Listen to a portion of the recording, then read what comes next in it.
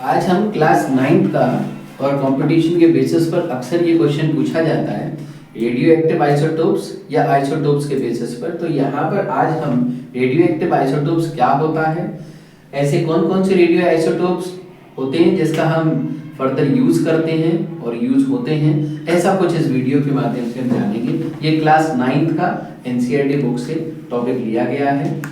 तो सबसे पहले जानेंगे कि रेडियो एक्टिव आइसोटोप होता क्या है। रेडियो एक्टिव आइसोटोप यानी कि एक रेडियो एक्टिव सबसे पहले पढ़ते हैं। तो रेडियो एक्टिव एलिमेंट क्या होता है, एक ऐसा एलिमेंट जो कि अनस्टेबल है। वहीं पर हम रेडियो एक्टिव आइसोटोप की बात करते हैं तो एक ऐसा आइसोटोप जो कि अनस्टेबल है, जिसमें एक्स्ट्रा अगर हम न्यूक्लियस की बात करते हैं तो न्यूक्लियस के अंदर एक्स्ट्रा न्यूट्रॉन जिसके अंदर होते हैं, तो उसमें रेडियो एक्टिव जो एलिमेंट होता है उसमें कुछ ना कुछ अनस्टेबिलिटी होने की वजह से उसमें एमिशंस निकलते हैं। अल्फा, बीटा या गामा पार्टिकल्स के रूप में निकलता है या एक्स रेज के रूप में कुछ ना कुछ एमिशन होता ही रहता है। अब वो कितना समय तक निकलेगा, क्या वो 24 आवर्स के बाद बंद हो जाएगा या 1 साल निकलेगा, 2 साल निकलेगा, ऐसा ये कोई लिमिटेड टाइम नहीं होता है। इसके बारे में फर्दर हम 12th और 11th स्टैंडर्ड में भी पढ़ेंगे। तो रेडियो एक्टिव आइसोटोप्स अभी तक हमने जो बात करी थी वो क्या था, रेडियो एक्टिव आइसोटोप वो आइसोटोप्स होते हैं जो कि अनस्टेबल होते हैं due to the extra neutrons. अच्छा, अब उसमें बात आती है यूरेनियम 235 एक एग्जांपल है। यूरेनियम 235 का काम होता है न्यूक्लियर रिएक्टर्स में, स्लो मूविंग न्यूट्रॉन्स उससे हिट होते हैं और साथ के साथ एक्सप्लोजिव में भी इसका इस्तेमाल होता है फॉर मेकिंग एटम बम्स। ये न्यूक्लियर रिएक्टर्स में इसको यूज किया जाता है, जैसे कि इलेक्ट्रिसिटी बनाने में इसका उपयोग होता है।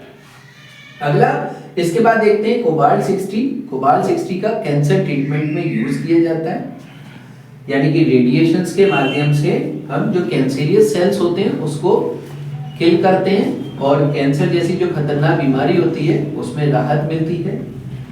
आर्सेनिक 74 ये ट्यूमर बॉडी के अंदर कहीं होता है, उसको डिटेक्ट करने का काम करता है। आर्सेनिक 74 याद रखेंगे, आर्सेनिक 74।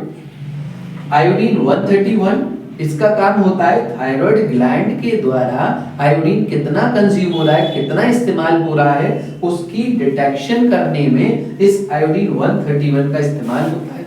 और साथ के साथ गोइटर जो नाम की बीमारी होती है आयोडीन की कमी होने की वजह से, उसमें भी इसका इस्तेमाल किया जाता है। तो आज हमने क्या क्या डिस्कस किया, सबसे पहले रेडियो एक्टिव आइसोटोप्स पढ़ा, उसमें रेडियो एक्टिव का मतलब जाना कि रेडियो एक्टिव का मतलब एक्स्ट्रा, एक तरीके से हम ये कह सकते हैं कि वो अनस्टेबल है एटम उसमें।